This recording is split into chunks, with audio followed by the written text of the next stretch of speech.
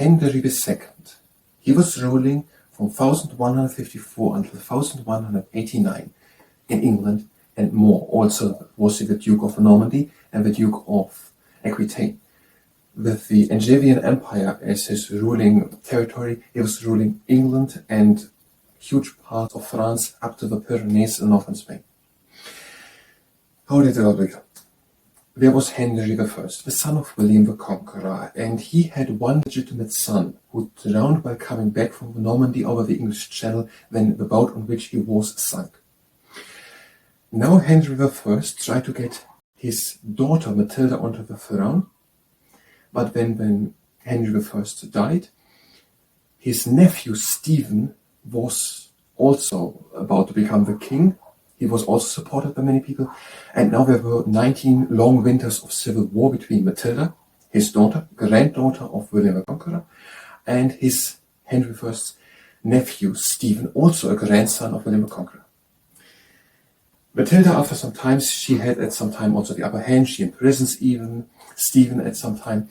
Matilda gave up the struggle and went to France, and she has a son, Henry Plantagenet, Henry II. Plantagenet, the father of Henry II, has at some time picked up a flower with his head and then worn a flower as a badge. And in French that means Plantagenista, and therefore the name Plantagenet. Okay, and now this Henry Plantagenet comes over to England and fights against Stephen, and then they make an agreement that on the death of Stephen, Henry Plantagenet becomes the new king of England. That happens then 2 years later, and Henry II is ruling in this big Angevin empire. And that is not so easy because such a big empire, and he has some problems with the barons. It isn't working all so well. And he is making Thomas Becket, who is a priest, first his chancellor, and then the Archbishop of Canterbury. He then makes in 1164, so the King Henry II, in 1164 the Constitution of Clarendon, and that limits the church power. That brings him into violent quarrel with Thomas Becket, who when in protest to the Constitution of Clarendon, or that was the name of it, goes into exile, comes on back, they're having reconciliation, they quarrel again, and then there's a misunderstanding. Somehow the knights of Henry II understand something like rid of the troubles or something, that they should assassinate him, and they do it when they murder Thomas Becket in the north transept of Canterbury Cathedral in 1170. He's married to Eleanor of Aquitaine. Eleanor of Aquitaine was married to Louis VII, the King of France, but that marriage wasn't working, and she went to England and marries Henry II. And it wasn't also good running. The book is saying something about that Henry II wasn't so well-tempered or something. And then that Eleanor of Aquitaine plots together with her sons and also his sons to overthrow him, but Henry II notices it and imprisons her in Chateau de something for 15 years for the rest of his life. And now that is that part. He makes in 1166 the Assize of Clarendon, so 2 years after the Constitution of Clarendon, the Assize of Clarendon, and that for the first time makes that there is trial with jury. And he also makes an inquiry in all the processes and court things done since he was on the throne. So let's recheck them all. Okay, and now he then also dies. And now after his death, how it goes a bit on, Eleanor of Aquitaine is also an important figure the whole time. He, Henry II, has his sarcophagus at the Chateau de Chinon in the vicinity of it. The Chateau de Chinon is at the river Vienne, which is a tributary to the Loire, and at the river Loire in France, there's the sarcophagus of Henry II and also of Eleanor of Aquitaine and Richard I, all three next to each other. Now, his sons, how it goes it on.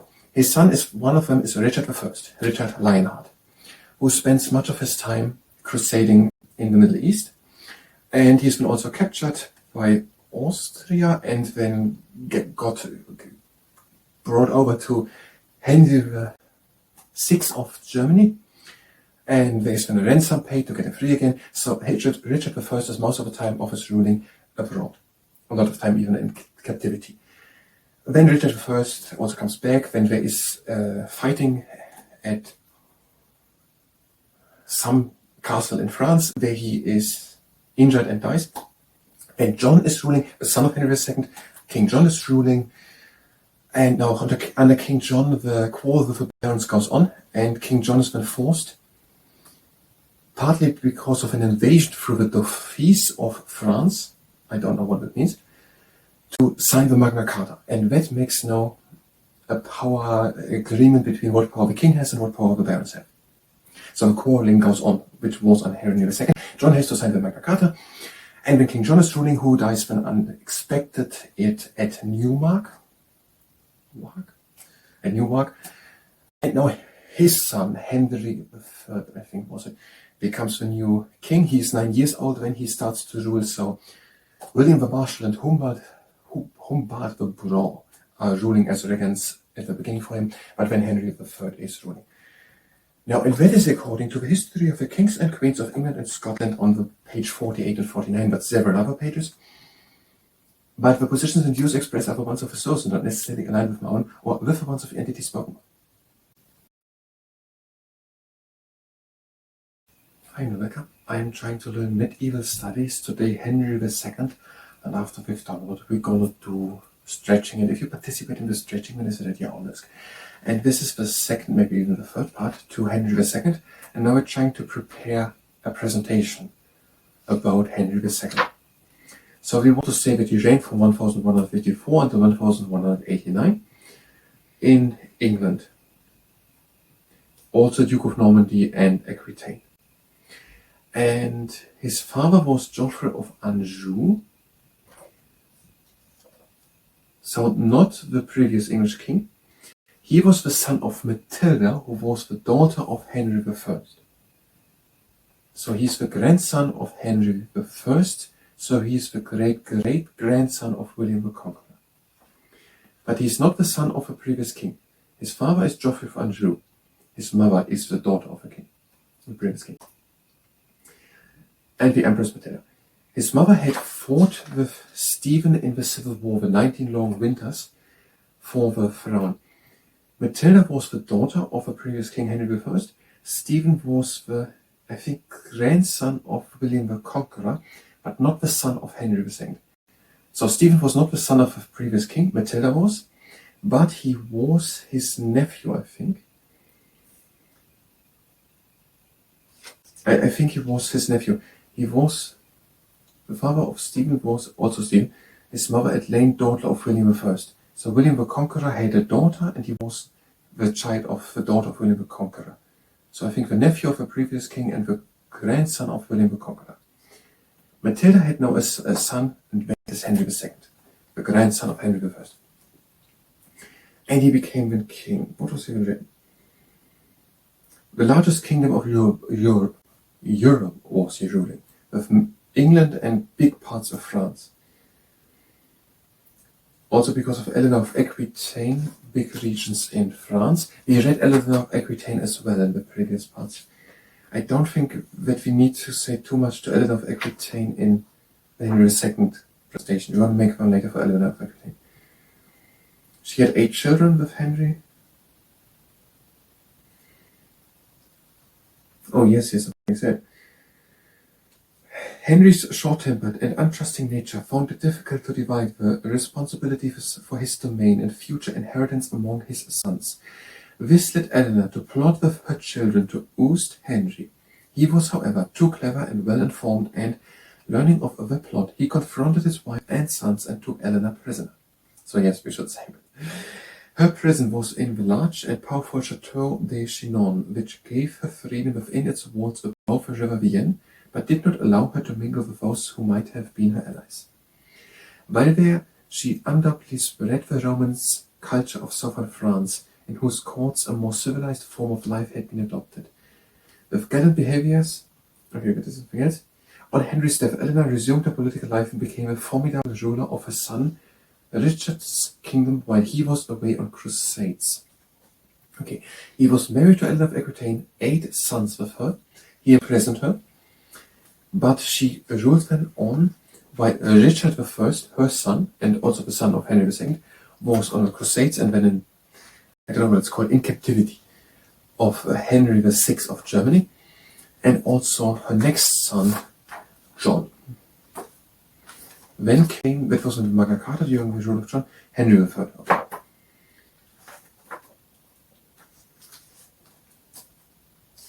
Okay, we have to say that she resumed her political life and became a formidable ruler of her son Richard's kingdom while he was away on crusades. She survived her son Richard and saw her other son John crowned as his successor, and then went back to Aquitaine and arranged a splendid marriage. This was for her granddaughter Blanche of Castile, the grandson of her former husband King Louis. She was married to King Louis before she had married Henry II. Is that anywhere explained?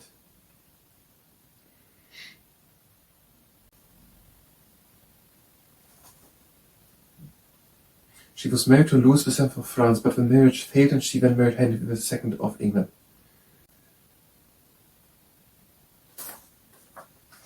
Okay, we tried to mention that as well, but it's also important. When we think of the Plantagenet, France, we want to say the name means in France, Plantagenet. What was it said?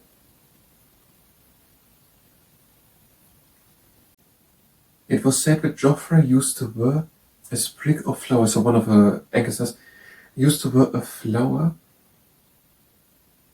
a sprig of a flower upon himself as a badge. Plantagenista. Plantagenista. A habit thought to have originated when, retrieving his hat which fell off one day while out hunting, he scooped up a handful of yellow broom flowers. So it is because maybe his father, okay, Henry II's father, Geoffrey, Count of Anjou, had a sprig flower worn, a plantageniste, which seems to mean a French plantagenista, because once he had taken his head off the ground and with it some flowers. Okay, that to the name to Henry II, what do you want to say? Because he was born Henry Plantagenet. And his vast domain, in which independent-minded barons were reluctant vassals, provided a never-ending challenge to the king determined to unite his kingdom. So he tried to unite the kingdom of France and England, but he had challenges. He had Thomas Becket, who became his first chancellor and an Archbishop of Canterbury. And he made in 1164 the Constitution of Clarendon, which limited the church power. He introduced tribal jury and laid the foundation of English law. So we try to say these two things, and the Constitution of Clarendon did not contemplate a break with Rome, and to aid Pope Adrian IV, he undertook an invasion of Ireland. Okay, he was not, that led not to the breaking with the Pope in Rome, and to aid Pope Adrian IV, he invaded Ireland to restore Irish church connections with Rome.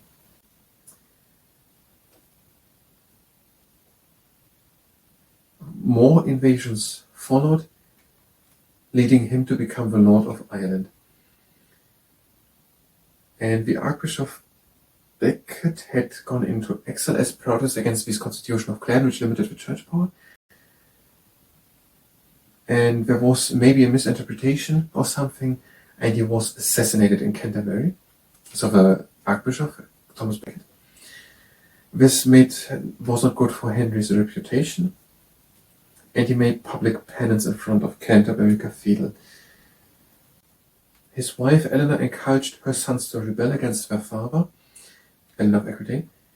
Never succeeded in overthrowing him, Henry felt sufficiently threatened to keep Eleanor in a state of virtual imprisonment for the last 15 years of his reign. Henry died a sad man at the Château de Chinon. It's the same where Eleanor of Aquitaine was imprisoned, where he died on the river Vienne, the tributary of the Loire. Stephen was his second cousin, but his mother was the grandson also of William the Conqueror, and the son of the daughter of the last king. And he had made an agreement, that was it. He had come over and made with Stephen an agreement that on the death of Stephen, that was in 1153, he would become the king. At Wellingford on the Thames was the agreement done.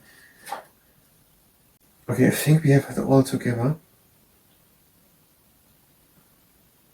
The Assize of Clarendon establishes the Assize of Clarendon, Constitution of Clarendon. We're going to stay with the left text. I don't know, the Assize or Constitution, whatever. We're going to stay with that, and we're going to say the other thing additionally. The Assize of Clarendon established trial by jury for the first time. Henry ordered an inquiry into all the crimes committed since the beginning of his reign. Oxford University is founded in 1467. Okay, we have it all together. If you were here for medieval studies, you can go directly to the next part of medieval studies, where we're going to go maybe shortly over all these points and then try to save them all in one presentation. If you stay here and participate in the stretching with the diagonals, have feet sitting together, over one foot and the other foot. Heels, heels, toes, toes, and so on, as far as you can go.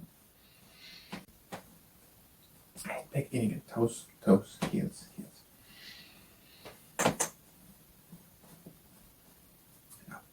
Legs to the sides, riven the outside. Out and come to the side. In middle. Out to the other side. In middle. Out, go to one side down. Breathe in. Out, one up. In and out the rib cage. In back, in. Out one arm over. Again, in out the rib cage. Out and back, in the arms up, and out, reach, in. Reach, in, out, down, and shoulder circles, back, up, and front, and down, and change your front, up, back, and down, in the shoulders up, out and down. Down, again in and up, out and down, the arms up, and reach always with one arm high up.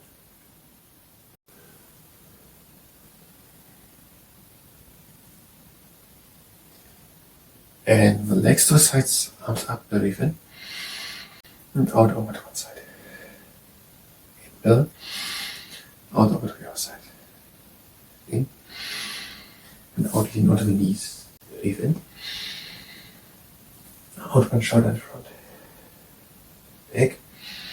Out the other one. Back. And out and inhale down. Breathe it in. And out go over to one leg.